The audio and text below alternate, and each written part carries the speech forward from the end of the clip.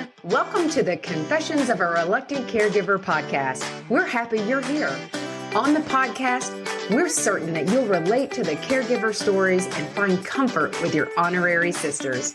Now, before we start, I want to remind you to go to our website, confessionsofareluctantcaregiver.com, and sign up for our newsletter. It's full of useful information that you can immediately use. Now, let's learn more about today's guest. Well, good morning, sister. You're like Robin Williams. Good morning, Vietnam. Oh, that's a good one. Yeah. You know what? Maybe I can like Sir Mix-a-Lot with my song. Good morning, psh, good morning, psh, psh.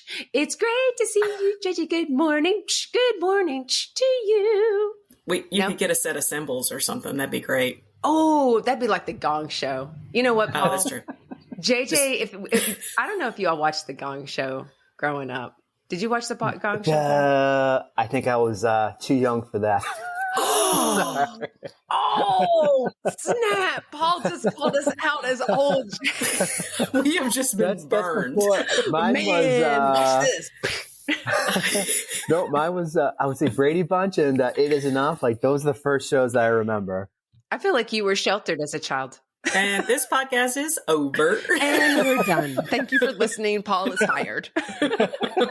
Speaking of, we never normally come in like this. Well, actually, on the first episode that we recorded with Paul yesterday, we were laughing when we came in. So it seems totally appropriate. Like, we're just assuming everybody's like, oh, that's Paul.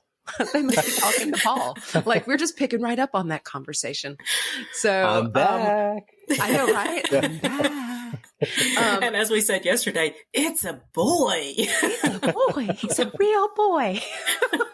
So I'm gonna tell you about Paul again in case you missed the first episode. But you need to go back and listen to the first episode because Paul has quite a story, and it seems like it's the never-ending story, which is most caregivers. That's kind of their life. Like, it just transitions just to different people. So, and Right. Paul's has transitioned and continues to transition. So today we have with us, as part of our male caregiver series, Paul Ptashnick. Rocked it Thank again, you. Paul. You nailed He's it. with us.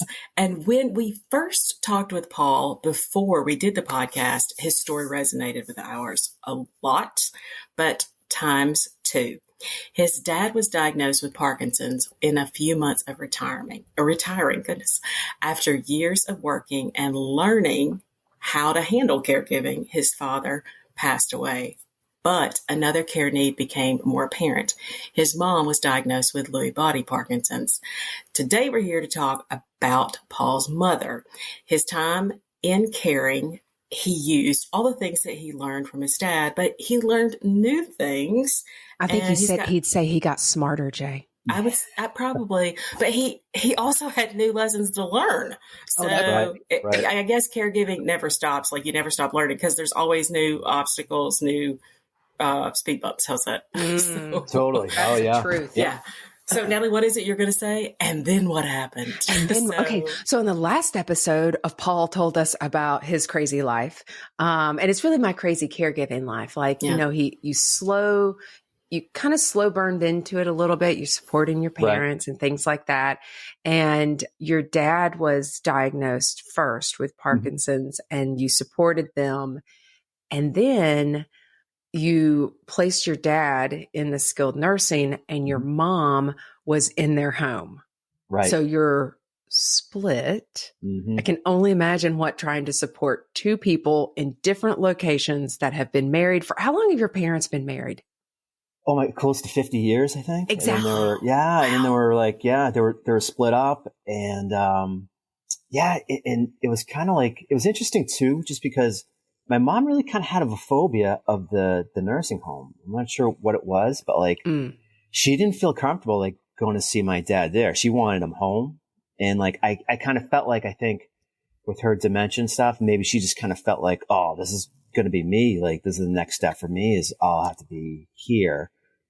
We still can't figure it out. Like, this is the theory my sister and I kind of came up with, was that's probably what it was, is she kind of had she had a fear of going in there too and being like my dad, and she just wanted to stay home. So that makes sense. How did your mom and dad I mean, your mom and dad had been married forever.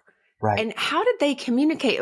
Well, but I mean, then I think about it, I'm like, well, your mom's getting dementia. And did you all see that? Was that coming on at the same time?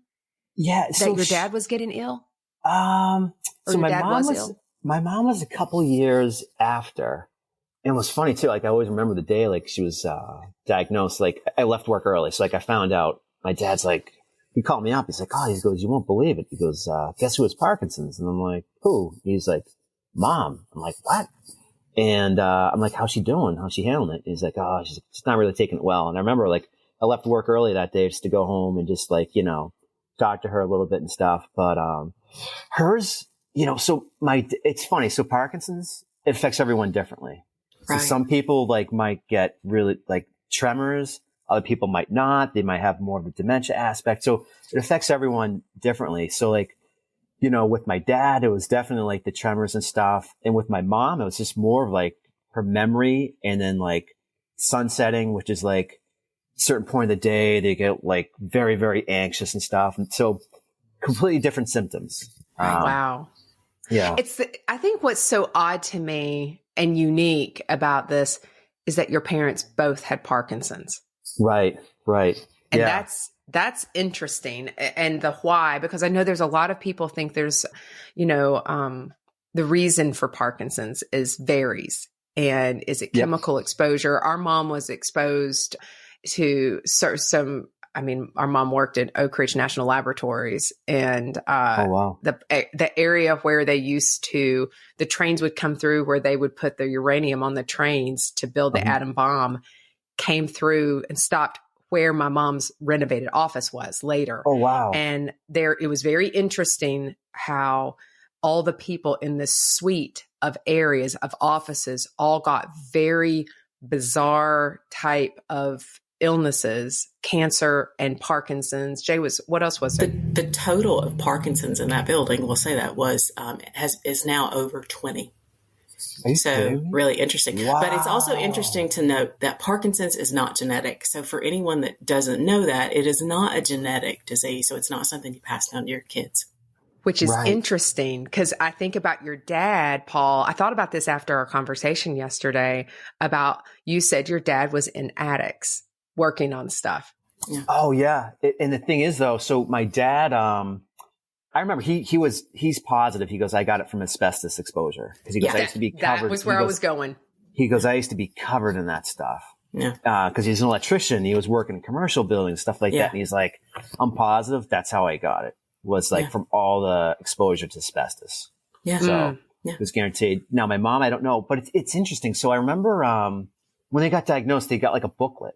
And I would say half the book revolved around the impact of stress in your life and neurological diseases and stuff. So that's like something that was like, I was amazed at like how much of the book was dedicated just to stress and like what that can do, what that can do to your brain. Absolutely. Well, I mean, it's a flooding of cortisol. I mean, if you think about it, I mean, your body's trying to make up stuff and the flooding of cortisol definitely alters brain. And so I don't mean to joke at this, but I'm like, man, Jay, I feel like I'm in trouble because I feel like I'm always stressed.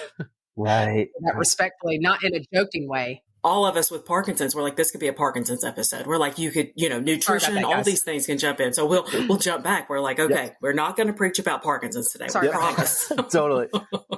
No, but it's good to know, but still good information about the impact that stress can have on your body, regardless, because it can have a negative medical impact down the road with chronic stress. But we'll get past that right now because this is about Paul's story. So your mom and dad are both alive at the time. Your dad gets the first onset and then your mom gets it. They're living separately and they have not completely, but they have different symptoms of the illness. Totally. And so you are, I can't even imagine this. You're going to places. Are you married at this point? Still fiance? No, we're still fiance. Yeah. Okay, that's okay. I'm sorry. No, I'm thinking about it now. We were married because, we were married. She's going to listen and be like, Paul. To be honest, it's like so much stuff happened during that time. Like I need to like seriously sit down and like think about it. Cause like, it's like a blur. Like I mentioned in the previous episode, my life was on autopilot. And then like after I turned 37, it was just a constant state of change. Yeah. And just dealing with new things. Yep. Yeah. Totally. Oh yeah. Yeah. So let's start talking about your mom. Cause let's talk about the basic stuff, caregiver. Cause we didn't get as deep into this stuff. Yeah. The day-to-day responsibilities that are added into your day. And, in addition to you working full time and you're your own boss, right? Right. Yep. So totally. You don't get FMLA. No. You don't get to give yourself, you're like, no FMLA approved for you. And you're getting up at 3 a.m. Is your schedule still the same to try and work and make revenue for your... Right. And to be honest with you, I just kind of felt that time was so good too, because I wasn't getting phone calls. I wasn't getting emails, no emergencies to deal with. And I could just knock out work. I remember it'd be like 9 o'clock in the morning, be like, oh my God, I've gotten like so much done, And I'm like, so that schedule really helped. So... but yeah, I mean, it was just constantly like I had to prioritize. So, I mean, even like when someone goes into a nursing home, you're still dealing with issues. You're still getting phone calls. You still have to go and sign paperwork or resolve an issue and stuff. So, usually what I would do is like my dad was like, when I go to see my mom, I'd stop off, see my dad first. And then like she was a little bit further down. So like, I'd make sure to see both of them and stuff. But I mean, it was a lot. So, I mean, with my mom, she was very mobile. Which is great, but she was prone to wandering. So the real first issue I had to deal with my mom was, when she was alone, she would wander. So like I'd get phone calls like from the neighbor, like, oh, well, your mom's here and we're not sure why. So it was dealing with that. And, we got to a point where we're like, well, what can we do with this? And, like it was me, my wife, and my sister were all kind of talking about like, well, okay, mom can move in with us, or like my sister's house. That wasn't possible. Our house, not really. Like, and my wife was saying, well, you could, move down there if you want, but, and I'm like, no, like, that's not going to work. Like, come on, we just got engaged and, so I was just thinking out loud, and then we actually lucked out. So a friend of the family, he was looking to, save some money, and, my mom was like friends with him, and like, we're good friends with us. And he's like, I know your mom's like got issues. He goes, listen, if you want, I could, live in your place. You have coverage at night. So he's like, I'll come home from work and I can make her dinner. We can talk. And he's like, at least like she won't be wandering. And I'm like, oh, that's perfect. So then we kind of he left for work like around 9 o'clock in the morning. So I'm like, all right, perfect. So we kind of switched our home care needs and stuff. And we got some, changed the coverage a little bit. So someone was always around, and that kind of resolved because it had to be like, I think I got like 4 or 5 phone calls with my mom wandering, and we tried everything too. So like, I installed some alarms on the door. So like when she opened up the door, like an alarm would go off, and that towards the end it was working. But we also put the, like the child, you put them on the doorknobs. Oh, yeah. And it's trust like me. The turn, where you can't turn, but you can turn. And honestly, I think they are they're clearly adult proof because I can't hardly open them. So. Oh yeah, no, seriously, yeah, it's tough. So we did that too. We put those on, and that worked. But we're also kind of worried too. We're like, well, we can't put all the stuff on, and then say, God forbid, something happens, and there's no one around. My mom's trapped in the house then. So like, we had to be like, there's nothing cut and dry, I guess. So, that was, the big thing though is, so, once we got the coverage, our friends started staying over, like that helped out a lot. Yeah. And then like, if he went away on vacation or like he was working late, like I would stop in, fill the gaps, but that made life a lot easier. And at the end of the day, like my mom told me she wanted to stay at home. And I just kind of felt like for everything my parents did for me, like I should just try to make it happen if I can. Yeah. So that's just kind of like the first big thing was that. Oh, okay. So wait, before you go there, I want to stop and take the break now. Oh, sure. You like that? I want to stop to take the break now because I know it's getting good. I know. We'll be right back. I don't know about you, but my inbox is always cluttered with useless emails. But there's one I always open, the Confessions of a Reluctant Caregiver newsletter. You may say, Natalie, what makes yours so special? Well, I'm biased, but don't just take my word for it.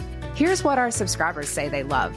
First, It comes once per month, and you can read it in under 5 minutes. Next, you'll find amazing tips and resources to use in your everyday life. And who doesn't love a recommendation? These sisters do, which is why we share sister-approved products and discount links to save you time and money.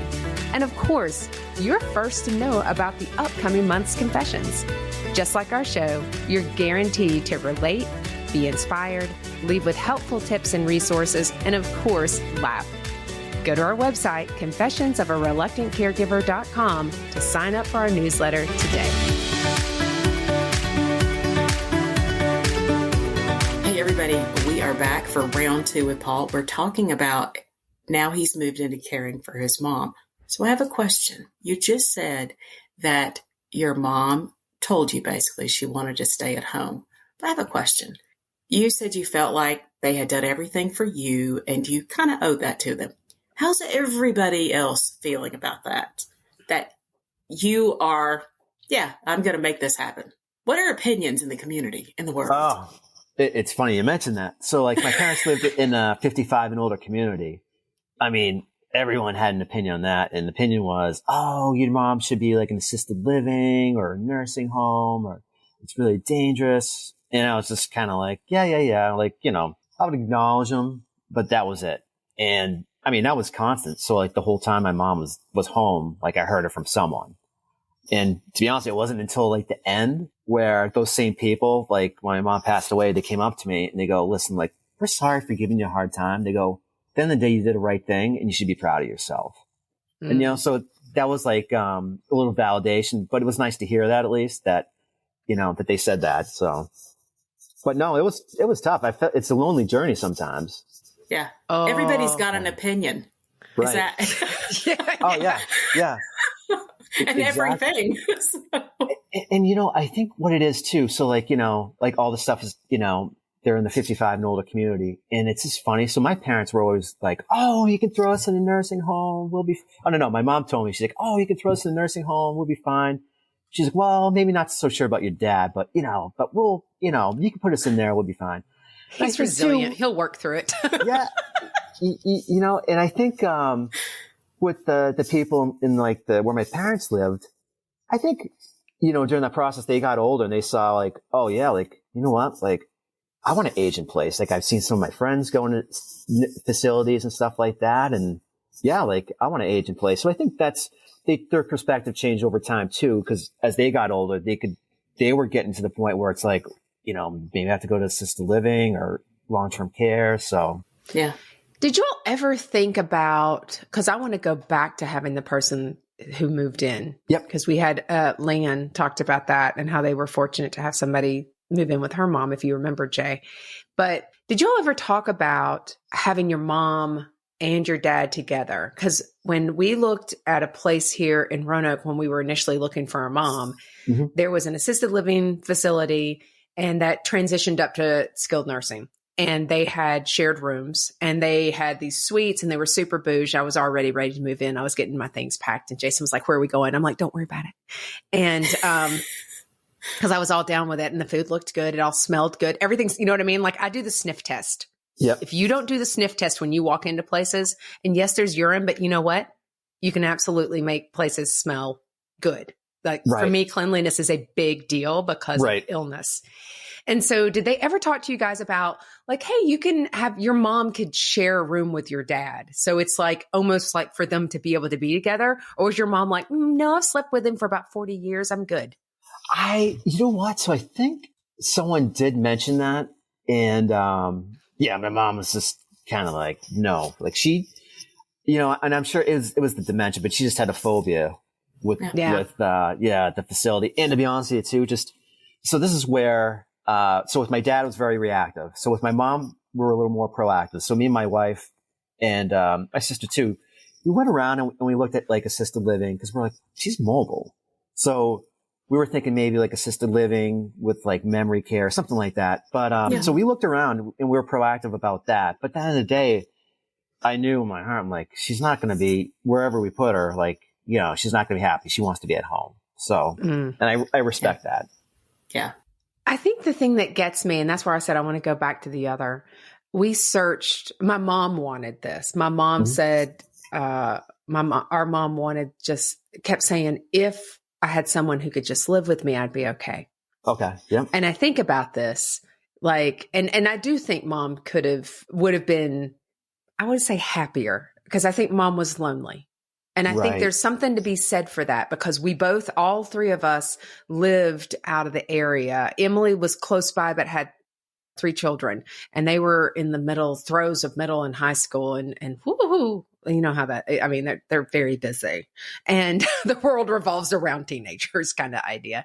Right. And I just think about, like, to be able, she just kept saying, and I remember, Jay, if I could just find someone who would live with me. And I'm like, what a service, like connecting people who are vetted to live with our aging population. And I think about, or even foster youth. I've thought a lot about foster youth who are exiting the system that could really support, and it's mutually beneficial. But Paul, like, you all lucked up and found someone who could live with your mom. Had you not had that person, you think it'd have been you? I'm not sure. That's a great question. Maybe. I would say a flip of a coin, really. It would be a flip of a coin. Yeah, it was a tough one. I think probably the next step, what we would have done is like, just kind of like, cast a wider net and like think about my mom's friends and like, oh, maybe like one of them, like who's by herself too, like maybe want to move in or something like that. Yeah, we were just like, we were stuck, and that just happened at once. It was pretty funny. So one of the aides told me, so like she was talking to my mom about like our friend of the family moving in. His name's Paul. So she goes, oh, what do you think about Paul moving in? My mom goes, oh, he should be easy to take care of.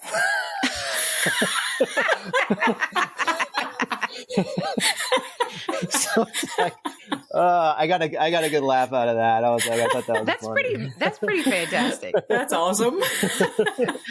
She's like, yeah, I mean, because my mom's always been the caregiver. She was a nurse, and that's her whole life, and that was a sense of purpose. And I would say too, so it's kind of funny you mentioned that, like, sense of purpose, because I noticed that I would try to, when I was doing stuff around the house, at first, I would be like, oh, I'll just do it myself. And then, like, my wife pointed out to me, she goes, why don't you involve your mom? Like, she'll feel better, like, doing the stuff with you, or just doing stuff in general. So then I was like, and that's what we do. Like, we'd do laundry together, we'd clean up together. And like, I could see like my mom, like, feeling better, because like, oh, now she has like a sense of purpose. She's not just, sitting around watching TV or, doing this and that. So, and we also experimented too. So we got my mom a cat. So growing up, we always had cats. So we got my mom a cat. Uh-oh. And, well, at first it was a little bit rocky. So like, I remember the first day we get the cat. Was that the cat's name though? So his name was... The cat's name was Rocky. Well, Rocky, it's going to be Rocky for you. So, it was pretty funny. So the cat that we got, awesome cat. So he was, given up for adoption like 2 or 3 times because his previous owners went into nursing homes. So he's like a super cool, chill cat. He's older. So he helped out a ton with my mom's sunsetting, because like 3:30, 4 o'clock, that's when my mom, the times she wandered, that's when she wandered. So he knew, the cat knew, and he would come out of wherever he was. He would jump up in her lap, so she couldn't go anywhere, and she would just pet him, and she was fine. And but now initially, wow. So the first day we get the cat, bring him out to the house, and the vet, like, they told us, like, don't, just keep him in the bedroom for now. Because what happened is, if you open up the door, like, he'll hide. So me and my wife drop off the cat. My sister's coming over, and my wife and I are going out to dinner. Literally, we just get to the restaurant. My sister calls me. We lost the cat. I'm like, it's been 30 minutes. Like, how'd you man down. Yeah. And I'm like, wait a minute. I'm like, how did this happen? And she goes, well, Mom opened up the bedroom door, and then like we had to go outside and get some stuff. And I'm like, you gotta be kidding. My wife's like, what's going on? I'm like, they lost the cat. She's like, it's not even been 30 minutes. I'm like, I know. I'm like, oh my God. So anyways, about 3 hours later, my sister and my mom are sitting down to eat, and out comes the cat from wherever he was. And he just like sits down looking up at him. Then they call us up like, oh, actually he's here. He was just hiding. So I was like, my God, is it anything easy? That is the life of a caregiver, though, Paul. Like, those are the things that happen. Like, they lost the cat. Are you serious? Like, I think you guys call when you break a hip. And now we have like a major drama. You lost the cat. Those are the things that you just have to be prepared for. Totally. I actually love that. Do you know, it's so interesting that you guys got a cat because our mom had a little dog. And his name was Harley because he was hardly a dog. And he was so little. What was he, Jay? He was hated a Yorkshire me. Terrier. He hated me, Paul. Every time I'd get near our mom, he would try to bite me. That is totally true, Paul. It's so true. He hated me. And I'm like, and I would tell my mom, I'm like, that dog is awful. And she was like, I can't help it. He doesn't like you. And I'm like, it's because you don't like me. He feels it. He feels that you don't like me. But animals are. Animals are great because there's actually a group out, and I'm going to put it in the show notes. I need to look it up. I met this guy last year at a conference, and they have these animals, these fake fur babies, fur animals, and they've got heartbeats in them. And you can feel them and they purr. And absolutely for individuals with dementia and for Parkinson's, it's very soothing. For individuals, and they use them a lot in nursing homes. If you remember, Jay, Doreen's mom, who had Parkinson's, always had something like that because it was very regulating for them because they could pet it. And the motion and that constant motion, the purring and the noise. For those of you who don't know that, if you can't have a live cat that you can lose, Rocky, we're naming him Rocky. And so that's another alternative that really would help. Awesome. So, yeah. So you all found the cat. Yep. Yay. So as you're kind of moving along, and so we lost Jay for a sec. That's interesting. Let's keep recording, Paul. Let's talk about Jay for a while. No. So she'll be back on in a second, guys. Don't worry about it. For those listening to the audio, you're like, oh, did JJ leave? And the people on the video will be like, wonder where Jay went. So let's talk about as you're moving along. Okay. You've got your mom, you've got the cat. So the cat's helping then. I love that. The cat is helping. And that makes sense to me.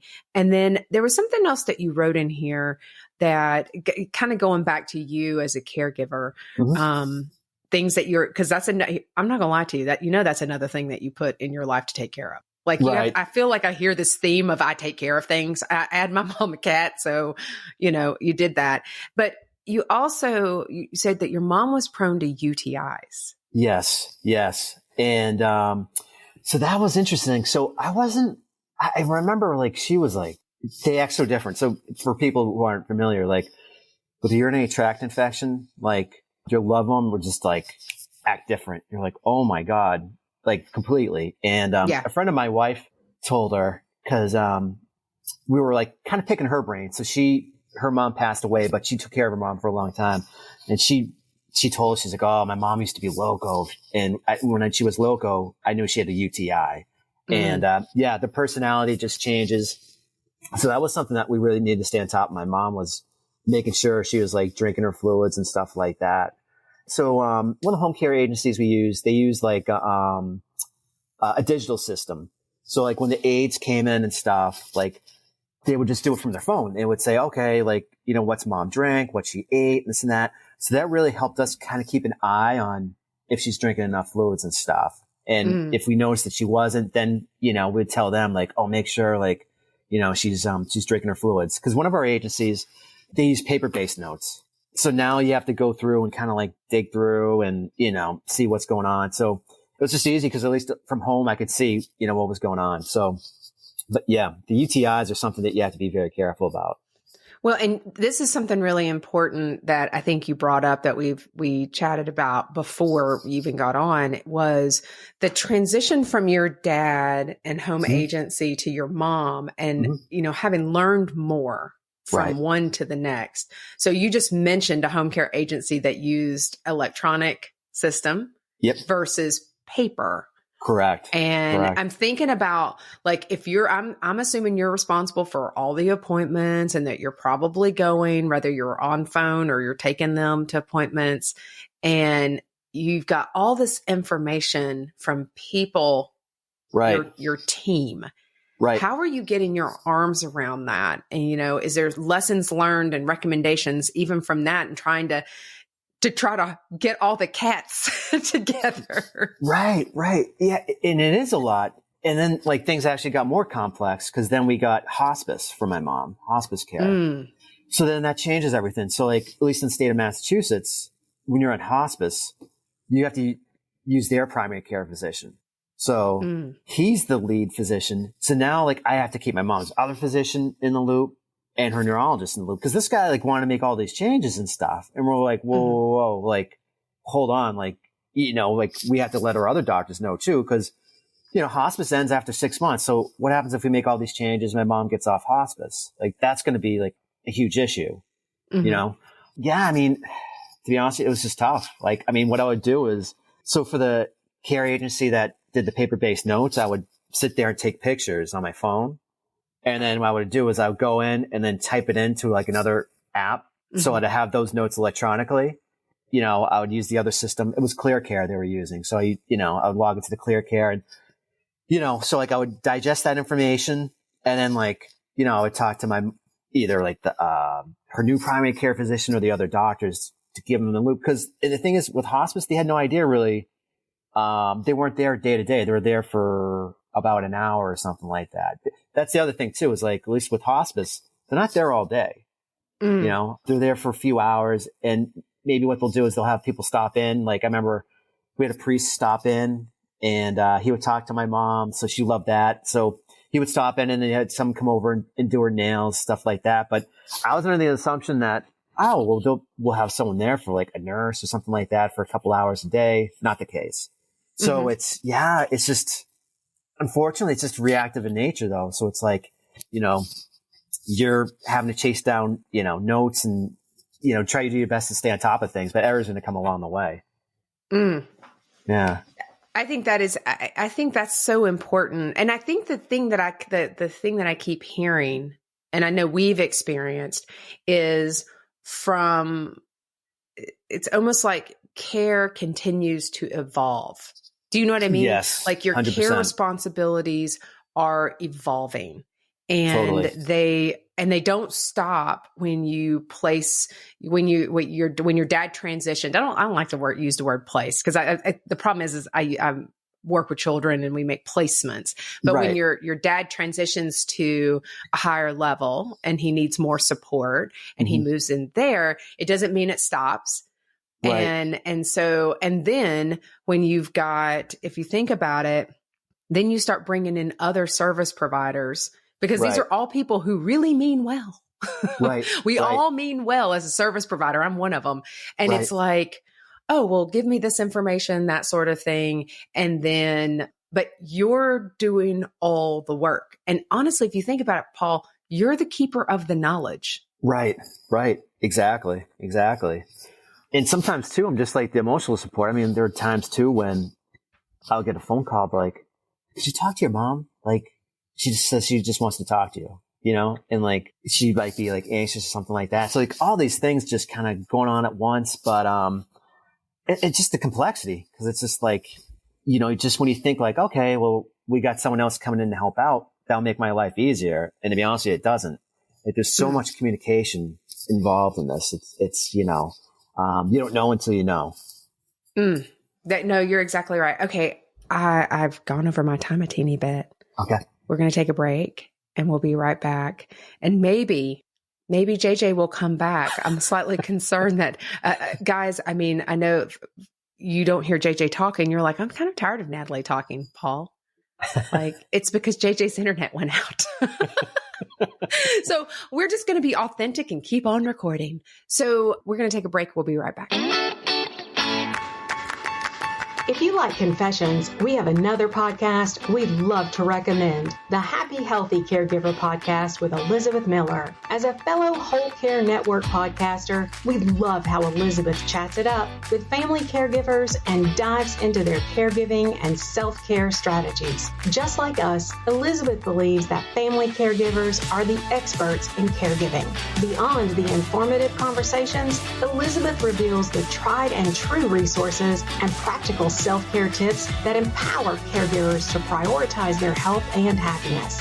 You can find the Happy Healthy Caregiver podcast wherever you download your favorite podcast or go to the website at happyhealthycaregiver.com. We're back.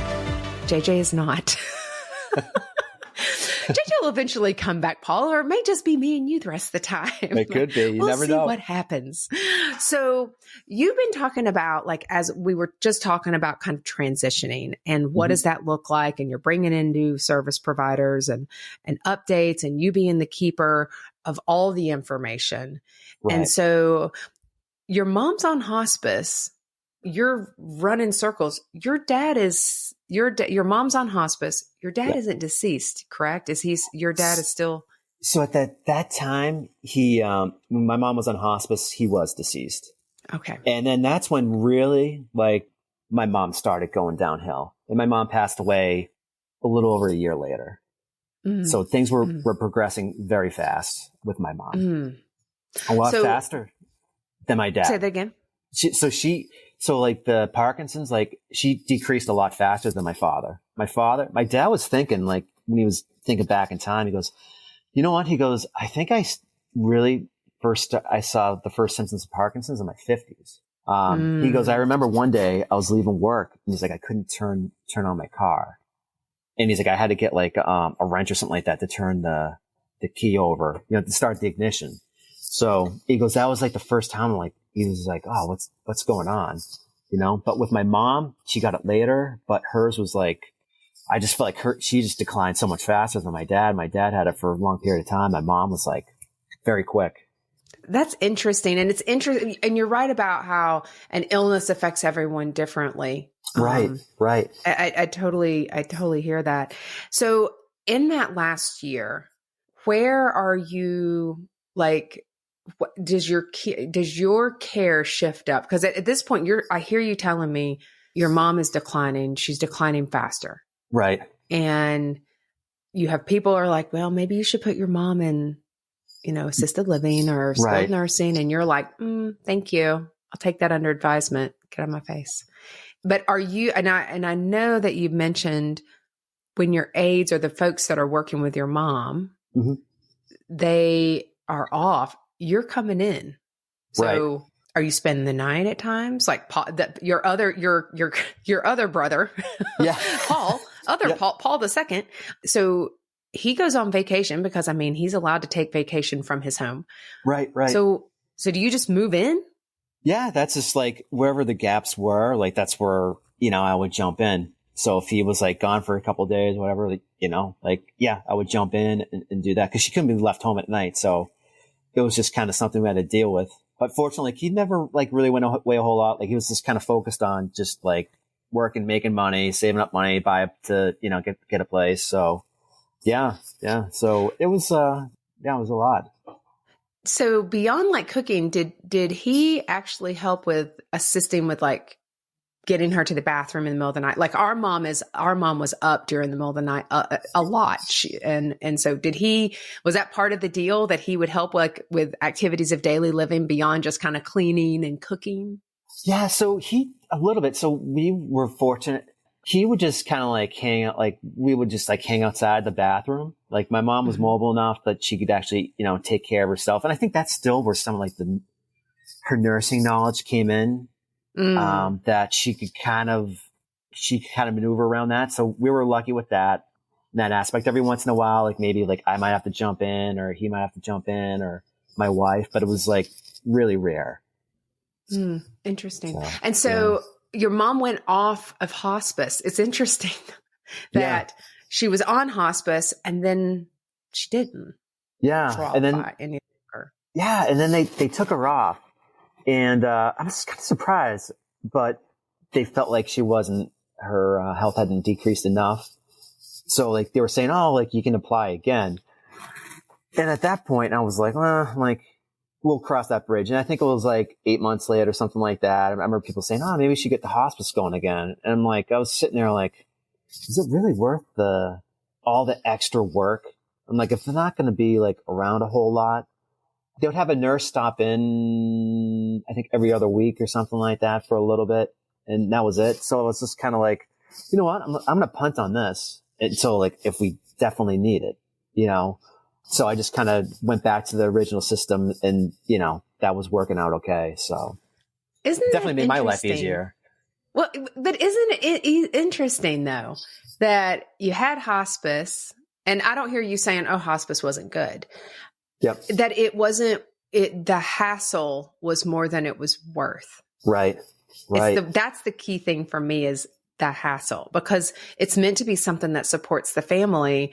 Right. But I always worry, I'm like, gosh, the bureaucracy, there are certain things in the human service community, and especially around paper, because all we do is justify our lives, is that you have to it's almost like there's so much paper. It's like, it's just not worth it. Just, I'm too, do you think it was it an overwhelmed? It was like, oh, I don't have another second in the day to do it. Or was it just like, no, I don't think we need it. We're just going to move on. To be honest with you, I think it was just a little bit of both. Like I was tapped for time, but also too, it was just one of the ones where it's like, with caregiving, you got to make executive decisions on the fly. And it was just like, for me, I'm like, I just didn't see, it was worth more effort than it was worth at the time. Maybe like, you know, later on, it might've been better, but like to have to go through the whole real application process again, and then to have to like go through updating, you know, for all I know, they could have had a new primary care physician again for my mom, some other guy. So I'm like, do I want to do that all? It's not, you know, do that all over again. It's not really worth it, you know. It is interesting that they give you another physician. And I think about with ours, you're just kind of like, do I really need another physician? What exactly are they going to do that the PCP and my neurologist can't do? I mean, I do wonder about that. You know what I mean? Yeah. I was surprised. And all of our that. Helpfulness, as service provider, and all of our helpfulness. I'm like, do we really need another doctor? Because, you know, are you bringing all of these people together, Paul? Do they all meet around one table to discuss your mom, or is it hopscotch from appointment to appointment?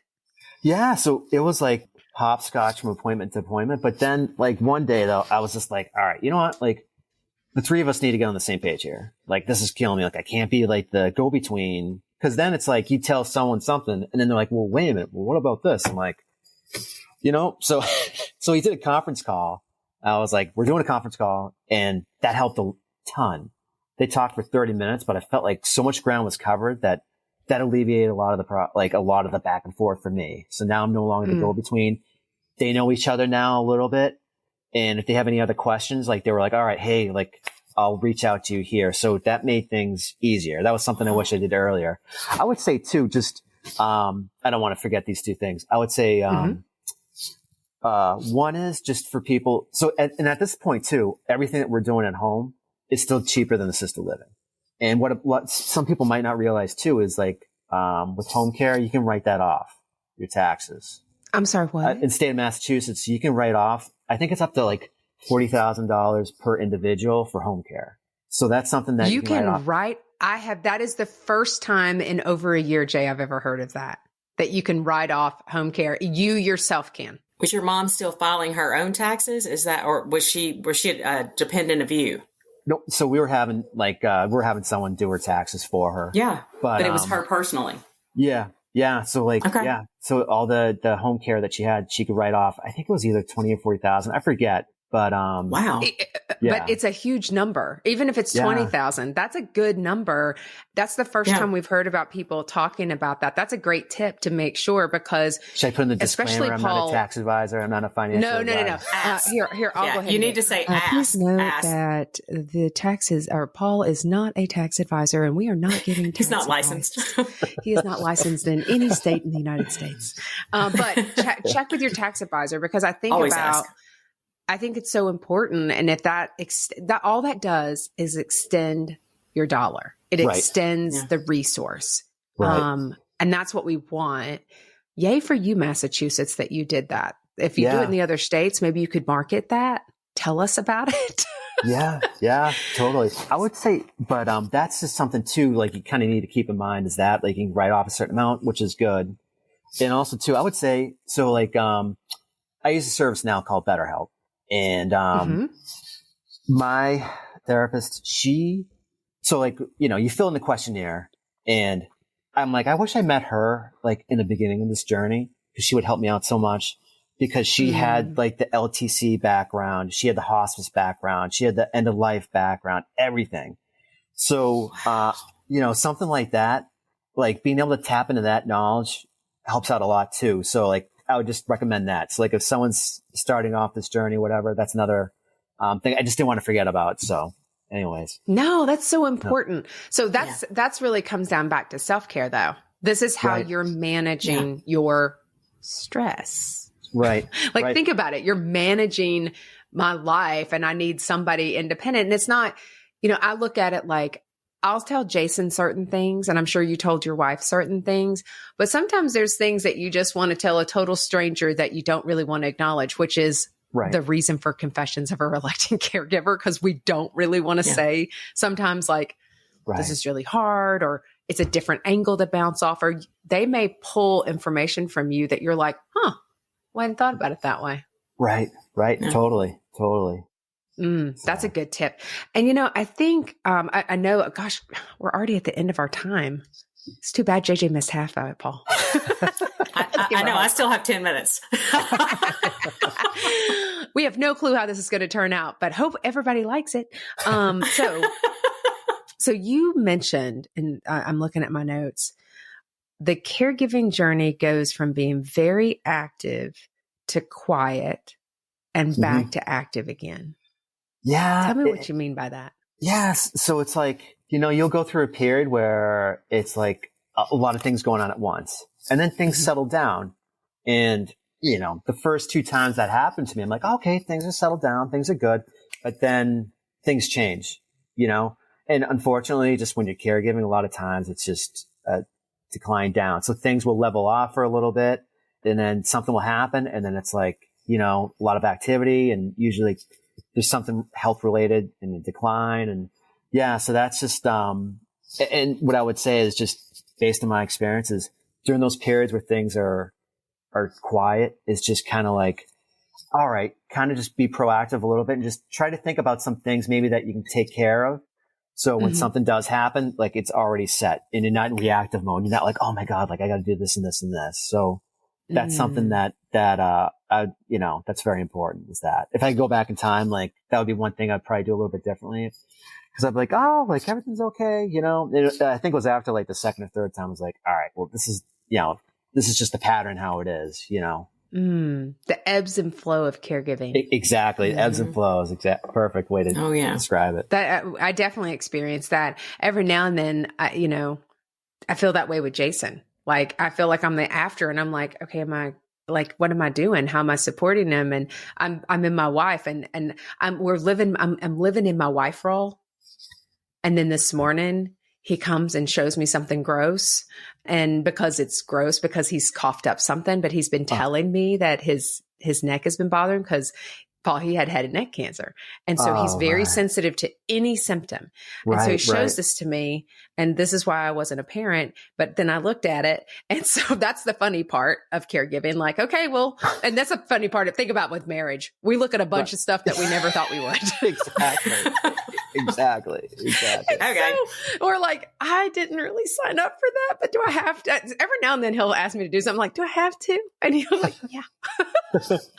They didn't have that to have and to hold to look at the weird stuff.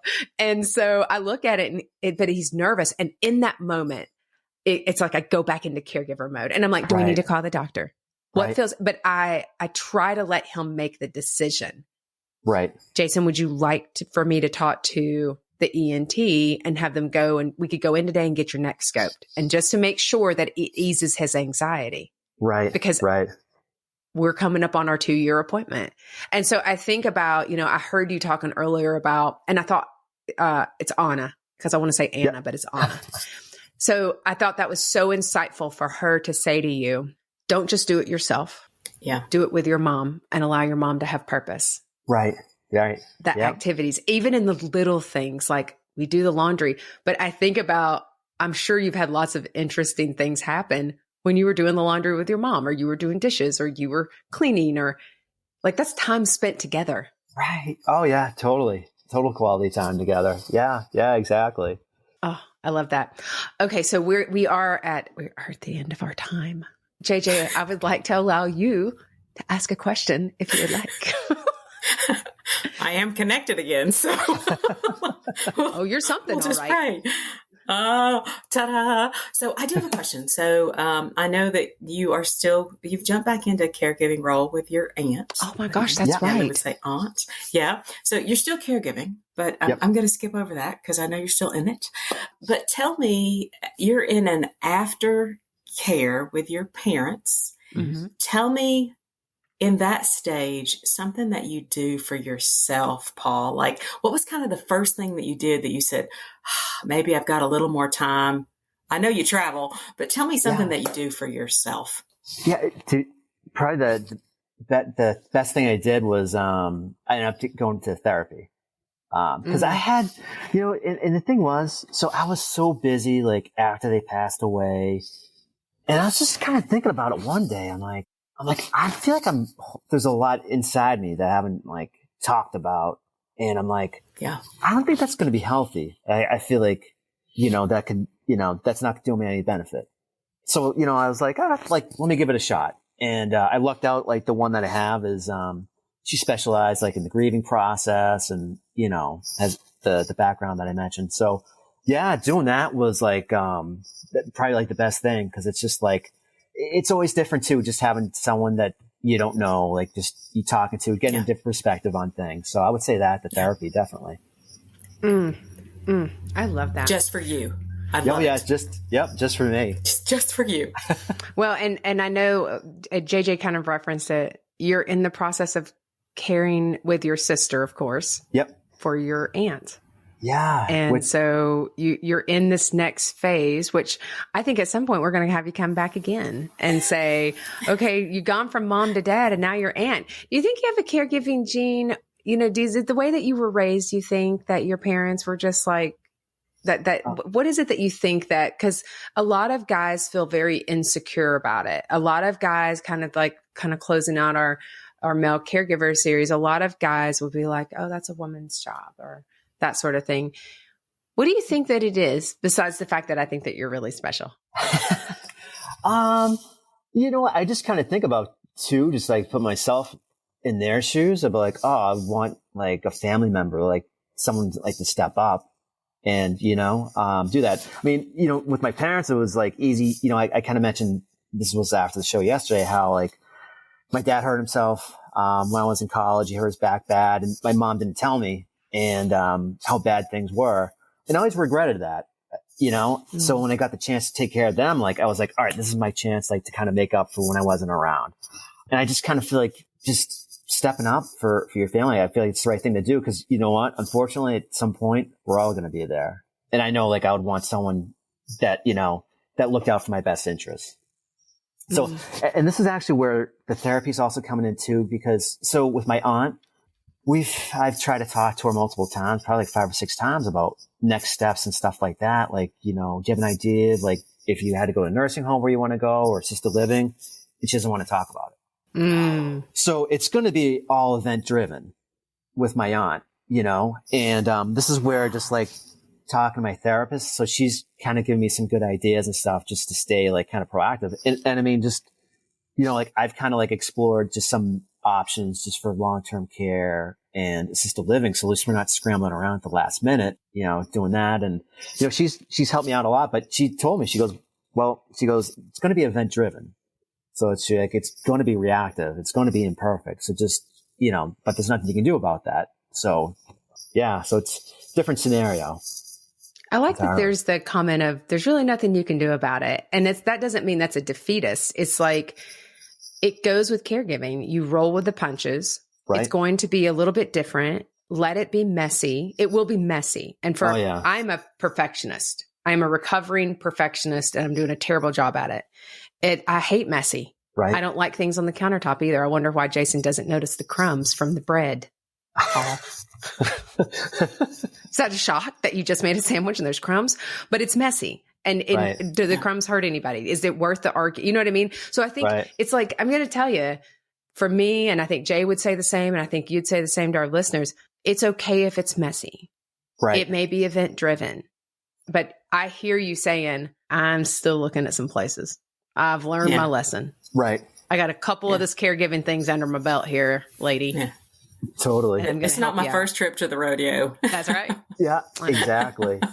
And you know, knock on wood. So like with my aunt, like she lives by herself. So she's mobile and she knows how like to shop online. So she does, you know, like she orders some stuff online, and then my sister brings food over to her, and we bring food over to her as well. So like, you know, we're doing that, but eventually at some point something's going to happen, you know? So, but there's nothing we can do. You know, I haven't asked this question before. I just keep going because I keep saying our time's up. And I'm like, whatever, I don't care. Whatever. Now that you and your sister, I've never asked this question before, Jay. We've never talked about it.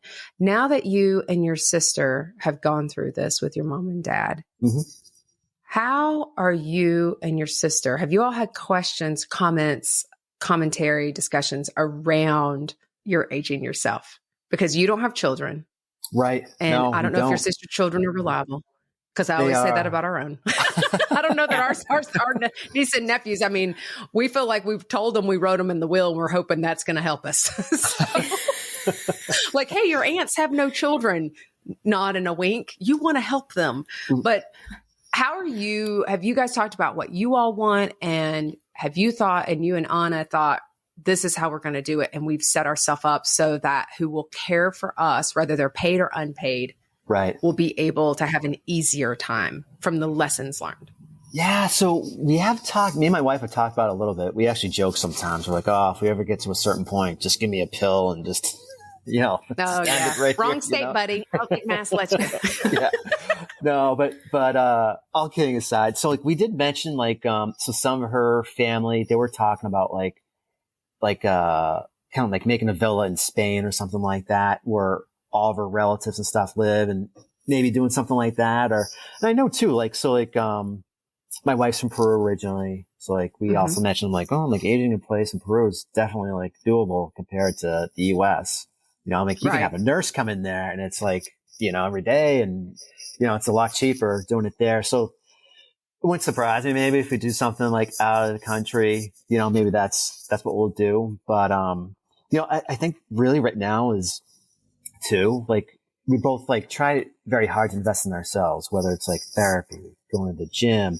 We talked a little bit off the recording about the network chiropractor, the holistic medicine and stuff like that. Just doing things like that, I feel like does help. Staying social, as well, you know? So like now, like we're definitely like more cognizant of just doing those things as we, you know, we're in our late 40s and we enter our 50s. But yeah, we have talked about it a little bit and stuff, but I'm sure too, like as time goes on, we'll have a better idea, like nail things down more. But, you know, now it's just kind of broad strokes. Yeah. You know, I'll say this, even after everything Jason and I've gone through, we haven't talked about it. We're financially kind of planning, but nothing like that's really concrete. You know what I mean? Like exactly what you're saying. And FYI, JJ and I are really good at caregiving some days. I'm not, but Jay is. And so I include myself as a part of her. And so if you need some sisters, extra sisters in Peru for your aging in place, we're there. Yeah. Cool. We're there. We're your girls. So, I mean, we can be there and support you and be like, hey, don't do that. Or forehead slap, like, stop that. So that's how JJ's always parented me. Forehead. No, stop that. Paul, thank you so much for being with us. This has been so much fun. I had a blast too. Thank you guys for having me on. I appreciate it. I love it. Love it. Guys, until we confess again, we'll see you next time. Thanks so much. Bye-bye. Well, friends, that's a wrap on this week's confession. Again, thank you so much for listening. But before you go, please take a moment to leave us a review and tell your friends about the Confessions podcast. Don't forget to visit our website to sign up for our newsletter. You'll also find a video recording of all of our episodes on the Confessions website and our YouTube channel. Don't worry, all the details are included in the show notes below. We'll see you next Tuesday when we come together to confess again. Till then, take care of you. Okay, let's talk disclaimers. You may be surprised to find out, but we are not medical professionals and are not providing any medical advice. If you have any medical questions, we recommend that you talk with a medical professional of your choice. As always, my sisters and I at Confessions of a Reluctant Caregiver have taken care in selecting the speakers, but the opinions of our speakers are theirs alone. The views and opinions stated in this podcast are solely those of the contributors and not necessarily those of our distributors or hosting company. This podcast is copyrighted, and no part can be reproduced without the express written consent of the Sisterhood of Care, LLC. Thank you for listening to the Confessions of a Reluctant Caregiver podcast.